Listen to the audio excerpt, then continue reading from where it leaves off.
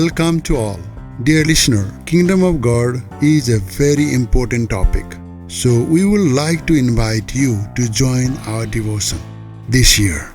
The concept of the Kingdom of God is repeated throughout the Bible.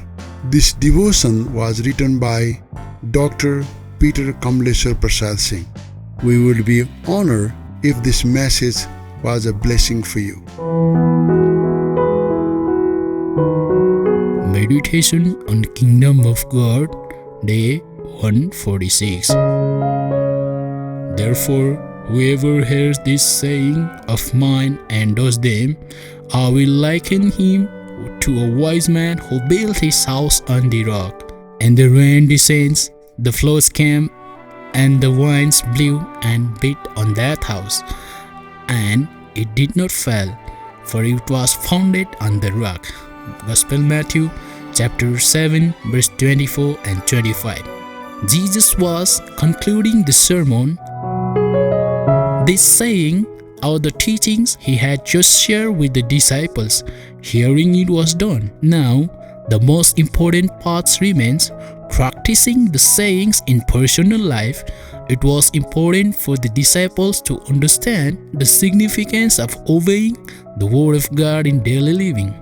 Jesus compared Christian life with the building constructions. Living in obedience to the Word and hearing the guidance of the Holy Spirit is like making the foundation deeper until suitable base of rock is found. Laying foundation of a building more important than superstructure. Foundation supports and gives stability. It is something not seen. Work underground. Living in obedience to the word of Jesus is the same. One has to simply obey Him, walk with Him, and please Him. People recognize it or not, it doesn't matter. The rock base in the foundation is Jesus Himself. Being obedient is like building on the rock. It's growing into His likeness, being conformed into His image. Tests, trials, and temptations are sure to come our way. That's the times He wants us to be prepared for.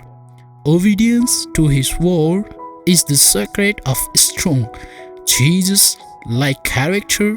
Inner man being strengthened. Trials come and go, but the faithful believers stand victorious. On the other hand, there are people whom Jesus called fools. People who deliberately choose to live in flesh, in disobedience, the following way of the world. Their Christian life is like a house built on sand.